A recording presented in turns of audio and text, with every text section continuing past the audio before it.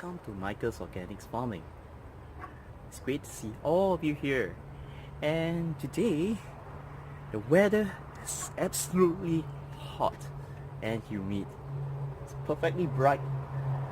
It's not so good weather for us, definitely for us that is outdoor, but it's perfect weather for the tomatoes that we can see over here. Well, you must be asking, why do you actually grow your own tomatoes like in your house when you have tomatoes readily available in the supermarket? Well, the best reason, right, is the taste. The taste of the tomatoes that you grow in your own backyard is just so different. The sugar content, the crunchiness, and the texture is very, very different. Typically, the ones that you get from the supermarket are the ones that is unripe. Can you imagine unripe tomatoes? They have to go through a very long travel process before they actually reach our markets, and usually the taste, right, is just not there. The sugar content, the texture is usually just so hard, and you can never get perfect tomatoes except from the vine.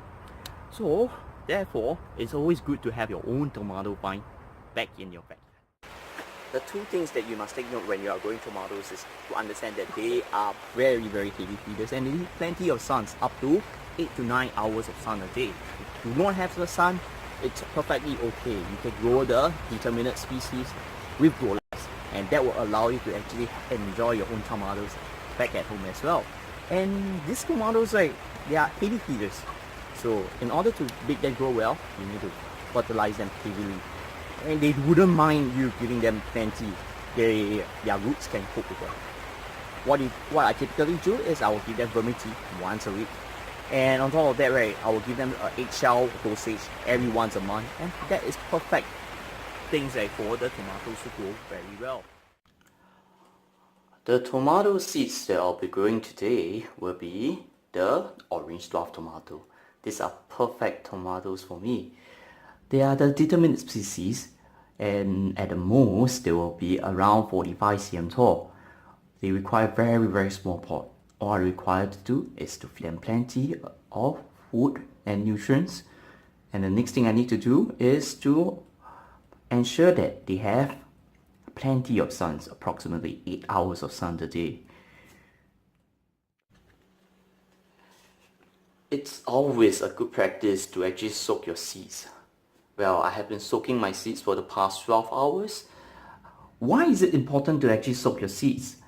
Well, seeds, right, as you know, they are all dried up.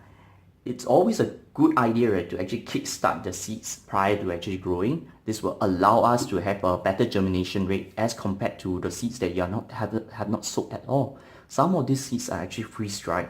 So by soaking them in water, it allows them to give them a kickstart before you actually plant them in your germination mix. These are the seeds that have been soaked for the past 12 hours. Well, they have swelled up quite a bit as compared to what I had seen earlier, and time to collect them. I usually put them on a white piece of paper. It's easier for me to harvest all the seeds all at once. And I will transfer them into the germination pot. Well, early on, I've actually poked some holes into the germination pot. So now what I need to do is to transfer the seeds into the pot.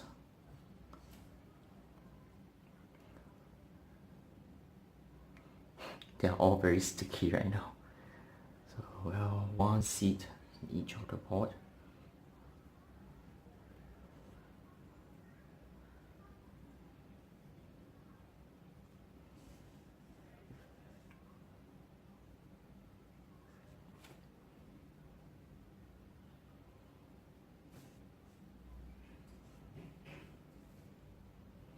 It's okay to pick up 2 sometimes.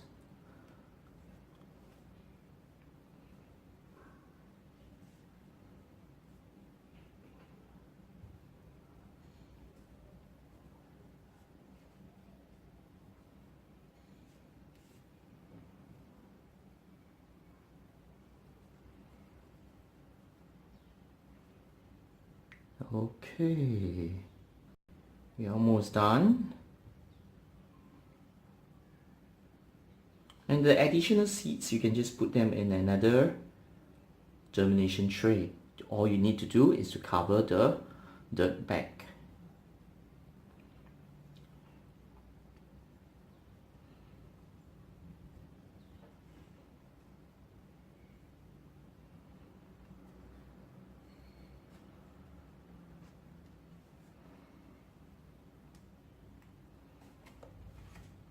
And water it.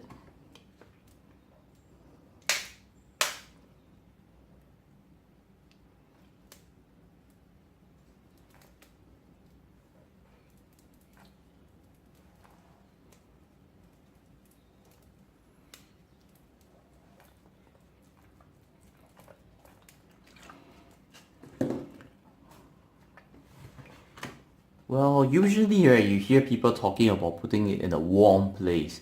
Well, Singapore is already warm enough, so we do not need to place it into a warm place anymore.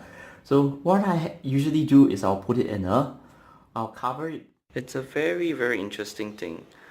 Well, I have 4 seeds that are not soaked. One already germinated, while the rest that are soaked are not germinated. Interesting. This is the beans after 1 week. They're all growing very well. The seedlings, there are some seeds that are not germinated. Probably the seeds are a bit old. The ones behind, I'm surprised. The ones that are soaked are underperforming. Well, the one that is not soaked, we actually have 2 plants that actually germinated after 7 days. Let's see which one will perform better.